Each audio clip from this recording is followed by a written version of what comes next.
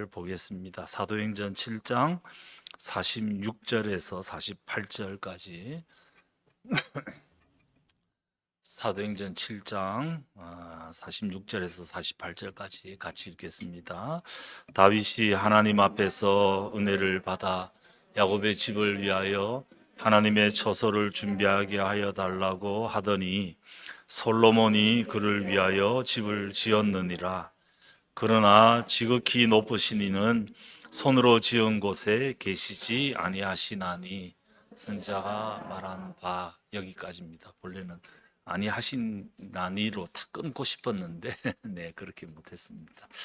네, 왜 갑자기 이 하나님의 전 이야기가 갑자기 나오는가? 지난 주간 계속해서 제가 설교하면서 예수님께서 성전에서 어떤 일을 하셨는가, 성전을 청결하게 하시고 아무튼 성전과 관련된 사역을 계속 하셨던 것을 고난 주간을 보내면서 제가 말씀을 드렸습니다. 그래서 우리 환우님들은, 이제 우리 권사님과 환우님들은 제가 또 올라가면 지금 고난 주간을 보내고 있기 때문에 예수님께서 마지막 성전에 올라가셔서 뭘 하셨는지 하는 것을 쭉 이어서 아마 이해하시리라고 생각을 하고요. 오늘은 예수님이 하신 일은 아니지만 성전과 관련된 중요한 말씀 하나를 우리가 잠시 읽었습니다. 이 사도행전 7장은 스데반의 설교입니다. 스데반이 설교하고 그 설교 마지막에 설교를 들은 유대인들이 마음에 찔림을 받고 돌을 던져 스데반을 죽인 이야기가 나오는 것이 이 사도행전 7장입니다. 근데 스데반이 처음 설교를 하면서 형제들아, 이 말을 들으라. 그러면서 우리 조상 아브라함이 메소포타미아 갈대아 우르에 있을 때 하나님이 그를 부르셔서 내 가족 친척 집을 떠나라. 그래서 내가 내게 지시하는 땅으로 가라. 그래서 우리 아브라함 조상이 여기까지 왔다. 그리고 이곳에서 자녀들을 낳고 했지만 이곳에서 실제 땅을 가지지는 못했었다. 자기 부인 장사도 돈을 주고 사서 장사 지낼 정도로 실제 땅을 가진 것은 아니었다. 그리고 그 후손 가운데 야곱의 12형제가 있었는데 그 12형제 가운데 요셉이 형들의 시기 질투 때문에 이집트로 팔려갔다. 그런데 이집트에 요셉이 팔려가고 난 다음에 하나님께서 그와 함께 하셨다. 그래서 그를 형통하게 하셨다. 요셉을 얘기를 합니다. 그리고 난 다음에 요셉 이후에 모세를 얘기를 합니다. 그 이후에 한참 시간이 지나고 난 다음에 400년이 지나고 모세가 거기서 이스라엘 백성들을 인도하던 얘기를 하면서 모세가 왕궁에서 자랐지만 그들과 함께 하기를 포기하고 거기서 이제 뭐 사건은 아마 잘 아시리라고 생각을 합니다. 아무튼 미디안 광야로 도망을 갔는데 그 미디안 광야 시내산에서 가시나무 떨기에 불꽃이 피는 것을 보고 가니까 하나님이 그를 부르시고는 내가 서 있는 곳은 거룩한 땅이다. 내 발에 신을 벗어라. 그렇게 하나님이 말씀하셨다. 그래서 그들이 결국에는 출애굽을 하게 되었다. 그렇게 스데반이 설교를 합니다. 아브라함, 요셉, 모세 이 세 명을 언급을 했는데 이 사도행전 7장에서 이 세 사람을 언급하면서 공통되는 얘기가 하나 있습니다. 혹시 뭘지 짐작이 되십니까? 제가 지금 조금 전에 설교하면서 사실 말씀을 드리기는 했습니다. 내 나그네로서 떨어져 있었다. 그러니까 예루살렘에 있지 않았다. 메소포타미아, 이집트, 미디안 시내산 전부 다 유대인들이 볼 때는 이방 지역, 불결한 땅. 지금 그들은 예루살렘만 거룩합니다. 예루살렘에 있는 성전은 너무 거룩하고 그 외의 모든 것은 거룩하지 않은데, 지금 스데반이 하는 얘기는 하나님이 누구를 어디서 부르셨냐? 아브라함, 요셉, 모세의 케이스를 봐라. 전부 다 외국에 나가 있고 여기에 있지 않았다. 그런데 하나님이 그들과 함께 했다. 그리고 난 다음에 조금 전에 읽었던 다윗과 이 솔로몬을 언급하면서, 다윗이 하나님의 성전을 건축하려고 했는데 다윗이 못하고 아들 솔로몬이 성전을 건축했다. 그런데 솔로몬이 성전을 건축하고 난 다음에 뭐라고 얘기했냐? 하나님은 사람의 손으로 지은 곳에 계시지 아니한다. 그렇게 솔로몬이 스스로 얘기를 했. 성전을 실컷 건축해 놓고는 하나님은 사람의 손으로 지은 곳에 계시지 아니한다.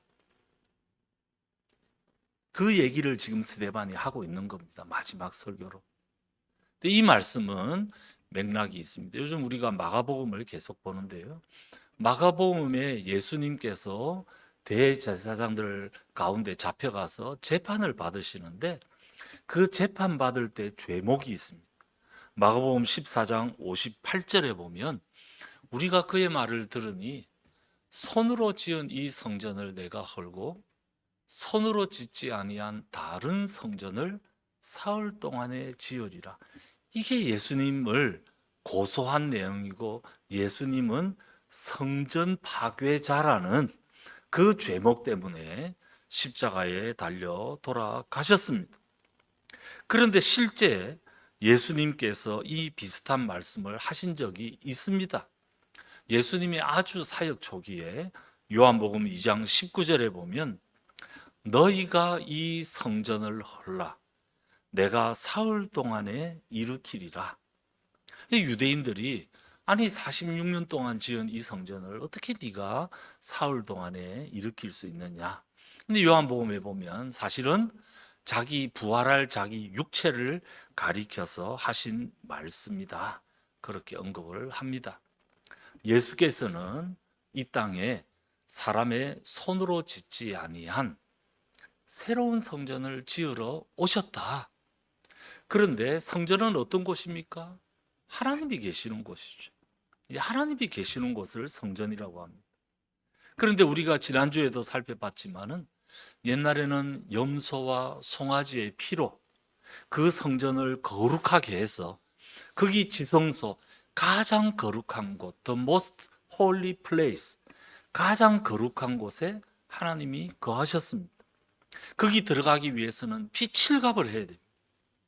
그런데 이제는 송아지와 염소, 양의 피가 아니라 흠없는 자기를 드린 예수 그리스도의 피가 우리를 정결하게 깨끗하게 하고, 그래서 우리가 담대히 하나님께 나아갈 새롭고 산 길이 열렸다. 이제는 우리가 염소와 송아지, 양의 피가 아니라 예수 그리스도의 피로 우리가 하나님께 나아가게 됐고, 하나님은 우리 가운데 거하신다. 보라, 처녀가 잉태하여 아들을 낳을 것이다. 그 이름을 임마누엘. 임마누엘이 뭡니까? 하나님이 우리와 함께 계신다.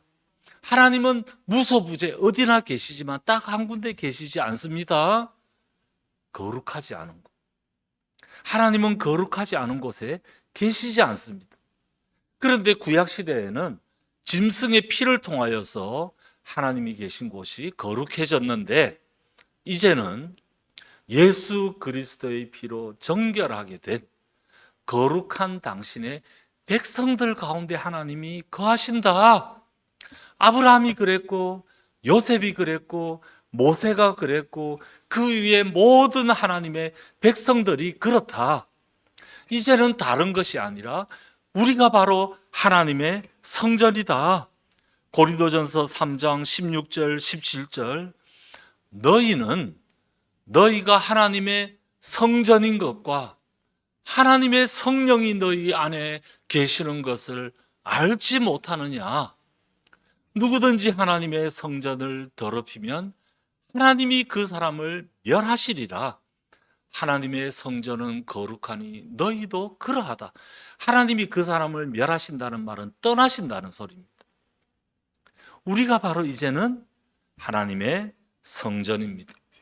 하나님은 장소의 하나님이 아니라 거룩한 당신의 백성들 가운데 거하시는 하나님.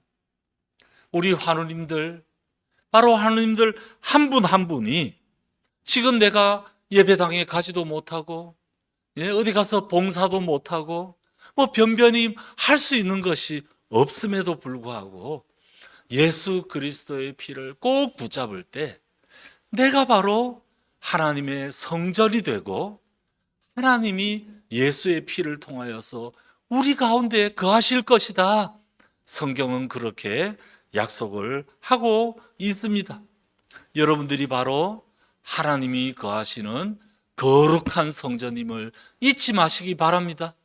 하나님께서는 당신의 거룩한 성전을 끝까지 보존해 주실 것입니다. 그곳에 함께 하시고 그곳에서 우리와 동행하시는 놀라운 일들을 펼쳐 주실 것입니다. 우리가 하나님과 함께 할 때 그 어디나 하나님 나라 성전은 하나님이 계시는 곳, 그곳은 더 이상 장소가 아니다. 이곳이 그래도 예배를 많이 드리는 곳이지만 이곳만이 아니라 여러분들이 계시는 병실, 여러분들의 침대, 거기에 하나님이 여러분들과 지금도 함께하고 계신다. 임마누엘 하나님이 여러분들과 함께하고 계심을 절대 잊지 마시기 바랍니다. 보호자님들, 상근 직원분들, 또 오늘 봉사로 오신 분들, 내가 있는 그곳에서 얼마든지 나는 내가 있는 곳을 성전으로 만들 수 있다. 제가 가만히 생각을 해보니까 서울 영동교회 제가 82년 말부터 다녔습니다. 그때부터 지금까지 건물에 별 변화가 없어요. 옛날에 82년 3년 그때는요, 우리 손봉호 장로님, 우리 여기 명예이사장님이 에어컨 한 대가 선풍기 30대 갑시다. 그래가지고는 에어컨을 못 달게 해가지고 벽에만 그 선풍기가 30대가 있는데 여름에 그 성냥꽃 같은 곳이 얼마나 덥습니까? 그래서 일찍 와가지고 그 선풍기 밑에 앉아 있으니까 손 장로님이 설교하면서 다른 사람을 위해서 불편한 데를 먼저 앉아야지 자기 편한 데 앉는다고. 손 박사님은 주차도 항상 제일 먼 곳에 하고 걸어오신다. 그 다음부터는 중간에 앉으라 이거예요. 그러니까 이제 그때부터는 늦게 오시죠. 다들 늦게 와서 우리 선풍기 옆에 앉으려고. 그런 곳입니다. 은혜 샘물교회 그 많은 걸 가지고 학교를 지어가지고 학생들을 섬기고요. 거기에 얼마나 많은 교회가 지나갔는지 모릅니다. 그 교회를 빌려줘가지고 그 교실에 몇 개의 그 교회가 거기 있으면서 자립할 수 있는 힘을 얻고, 그 중에 저도 한 명이었고, 건물이 중요한 것이 아니다. 거룩한 하나님의 사람들 가운데 거하신다. 내가 있는 그곳이 나 때문에, 내가 있는 직장이, 내가 지금 사는 그 가정이 나 때문에 얼마든지 하나님의 나라 거룩한 성전이 될 수 있다. 이 사실을 기억하면서 하나님이 나를 지금 이곳에 심겨주신 이유는 이곳에서 성전을 세우라고 그러셨구나 라는 사실을 기억하면서 오늘 하루도 성전 건축가로서 내가 있는 곳을 성전으로 세우는 일들에 하나님 나를 사용하여 주시옵소서. 오늘 가셔서 우리 환우님들 섬기고 주방에서 또 섬기고 또 청소하고 하는 가운데 하나님 나로 인하여서 내가 있는 곳이 성전이 되기를 소망합니다. 그 마음으로 오늘 하루 살아가고 제 일상을 살아가고 설거지를 하건 빨래를 하건 직장에 가서 일을 하건 내가 하는 그곳에서 하나님 내가 있기 때문에 이곳이 성전이 될 수 있음을 믿습니다. 그렇게 쓰임받게 도와주시옵소서. 기도하는 마음으로 성전 건축가로 살아가는 우리 모두 되시기를 주님의 이름으로 축복합니다.